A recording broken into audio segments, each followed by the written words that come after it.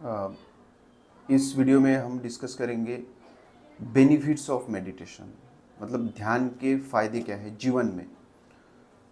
तो मैं मेरा एक पर्सनल एक्सपीरियंस इस वीडियो में शेयर करना चाहूँगा। मुझे क्या फ़ायदे हुए मेडिटेशन के वजह से। तो मैं शुरुआत ऐसे करना चाहूँगा कि जैसे हम सब जैसे पढ़ते हैं कि भाई 10वीं तक तो जो पढ़ना ही है सबको।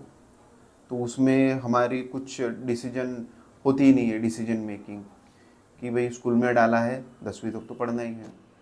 फिर 10वीं के बाद भी थोड़ा बहुत डिसाइड करते, वो भी हम नहीं डिसाइड करते, हमारे पेरेंट्स और दोस्त वगैरह जो कर रहे हैं, या फिर कुछ कोई जो समझदार हमारे फैमिली में रिश्तेदार होते हैं जिन्होंने कुछ पढ़ा लिखा है, किसी अच्छी जगह नौकरी कर रहे हैं, तो वो हमें बताते हैं। हमारा तो कोई समझ वहाँ पे रहती नहीं कि भाई किसी को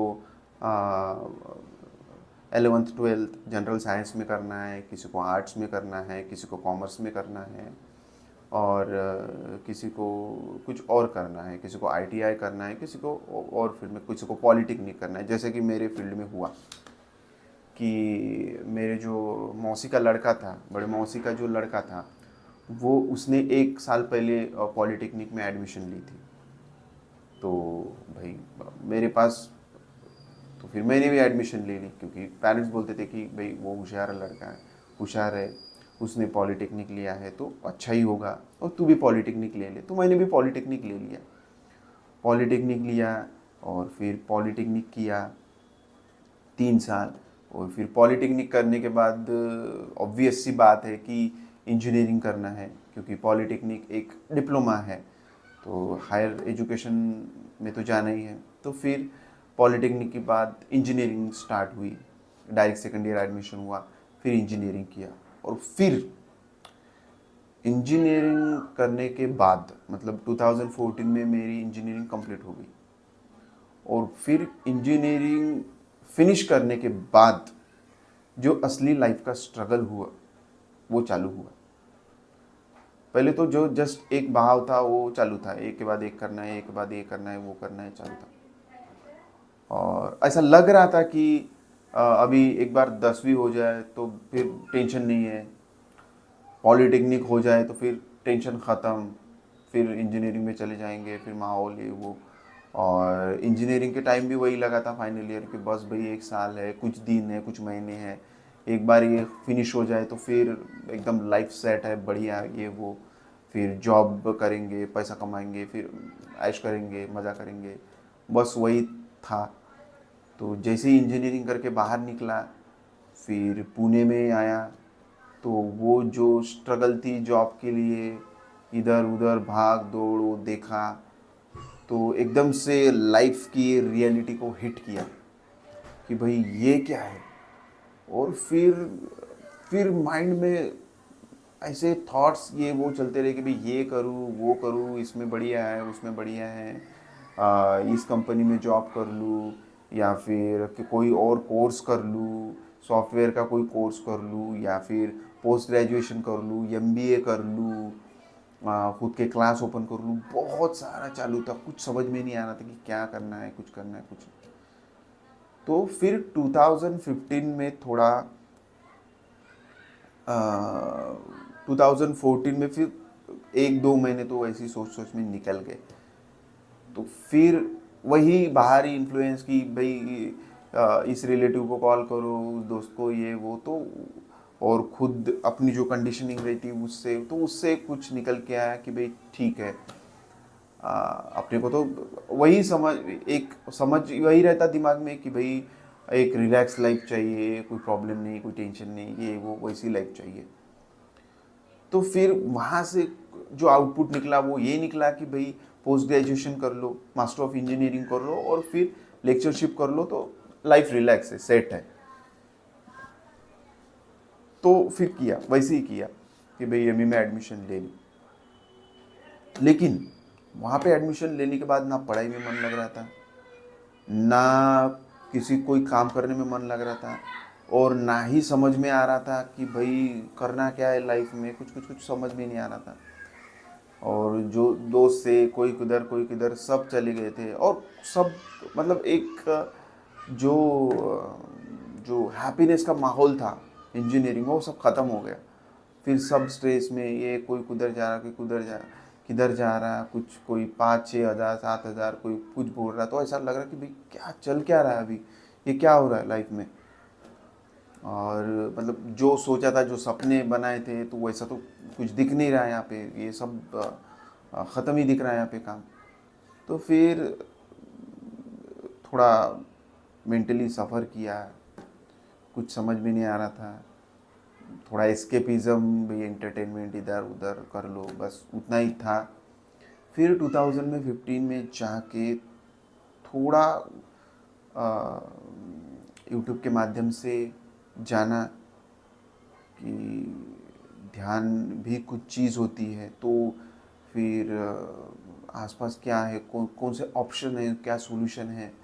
तो फिर ब्रह्म कुमारीज़ में गया, और वहाँ पे एक कोर्स था, वो किया। और धीरे धीरे फिर थोड़ा वहाँ से कुछ, वो उनकी एक टेक्निक्स थी, और फिर ओशो के जो डायनेमिक मेडिटेशन है, ये वो किया। फिर सदगुरु को सुनने लगा। फिर जो यूट्यूब के माध्यम से ऑटोमेटिकली मिलते रहे, साधन मिलते रहे। और फिर धीरे धीरे कुछ ऐसा महसूस होने लगा अंदर से कि कुछ तो है, कुछ तो है। धुंधला धुंधला दिख रहा था, कुछ ऐसे क्लैरिटी नहीं थी, लेकिन ऐसा आ रहा था, अंदर से फील हो रहा था कि भाई है कुछ तो, एक ऐसी अंदर ही अपनी ऐसी ताकत है, एक अंदर एक है आत्मविश्वास जो दबा है, वो है। तो वो धीरे धीरे उसके माध्यम से वो, और मन वहाँ पे टिकने लगा, लगने लगा, एक जॉय अंदर से आने लगा, उसको जानने में, समझने में, वो बातें समझने में एक आनंद सा आने लगा, एक मज़ा सा आने लगा। तो फिर धीरे धीरे सुनते गया टेक्निक्स, ये वो इम्प्लीमेंट करते गया लाइफ में। तो धीरे धीरे पाया कि एक लाइफ में निखार आ रहा है, एक क्लैरिटी आ रही है, एक कॉन्फिडेंस आ रहा है, एक आत्मविश्वास आ रहा है। तो फिर जाके उसी समझ के हिसाब से फिर वो प्रोसेस चालू ही था कंटिन्यूअसली। रिसेंटली 2020 में लॉकडाउन जैसे ही लगा, तो वही यूट्यूब के माध्यम से आचार्य प्रशांत जी जो है, अ, उनके वीडियो देखने का मौका मिला।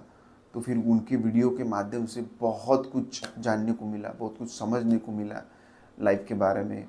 उनकी जो वीडियोज़ है, श्रीमद् भगवद गीता, उपनिषद, वेदांत, इन पे होते हैं। कबीर साहब के जो लिटरेचर है, उस पे उनके वीडियोज़ होते हैं। तो उन वीडियो के माध्यम से पता चला कि लाइफ में असली बात क्या है, जो असली पर्पज़ है लाइफ का, वो क्या है। तो फिर उसी समझ के हिसाब से ऐसा समझा कि भाई अगर लाइफ में फ्रीडम चाहिए, तो पहले सबसे पहले फाइनेंशियल फ्रीडम होना चाहिए। तो फिर मैंने जाना, मैंने समझा कि भाई अपने में वो ऐसी कौन सी खासियत है कि जो कि हम उसको यूज़ करके हम इजीली जॉब ले सकते, पा सकते। तो मैंने जाना कि बैंकिंग की जो परीक्षाएं हैं, जो आईबीपीएस कंडक्ट करता है, उसमें जो सब्जेक्ट्स होते हैं, उस सब्जेक्ट्स का अच्छा खासा नॉलेज मुझे ऑलरेडी था। उस क्षेत्र में मैं अच्छा था। तो मैंने सोचा कि चलो इस क्षेत्र में जाया जाए। और फिर मैंने उस परीक्षा की प्रिपरेशन स्टार्ट कर दी।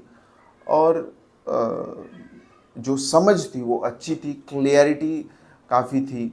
तो उसकी वजह से जल्दी ही मुझे सफलता प्राप्त हुई, और मैं एक गवर्नमेंट जॉब में अभी फ़िलहाल जॉब कर रहा हूँ। जल्दी ही वो एग्ज़ाम को क्रैक कर पाया और वो जॉब कर पाया।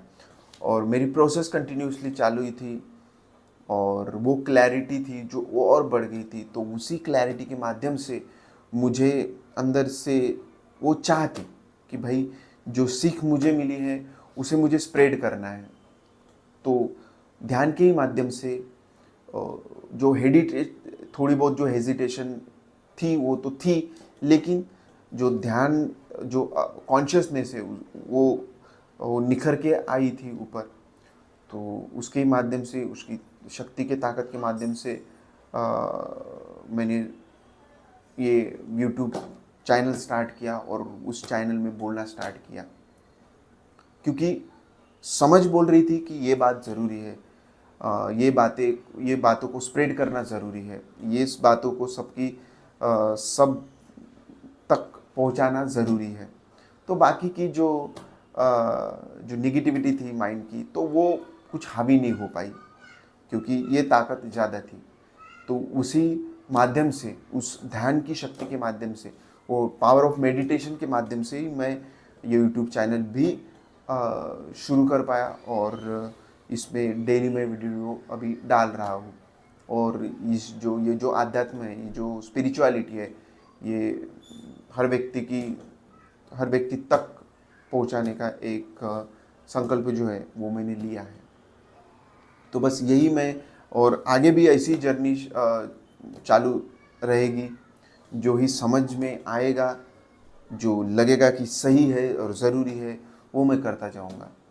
तो बस इस वीडियो में मैं यही कहना चाहता था कि ये जो बेनिफिट्स है मेरे लाइफ में, मुझे मेडिटेशन और ध्यान के माध्यम से हुई है, मैं चाहता हूँ कि इसी प्रकार जो ध्यान के बेनिफिट्स है वो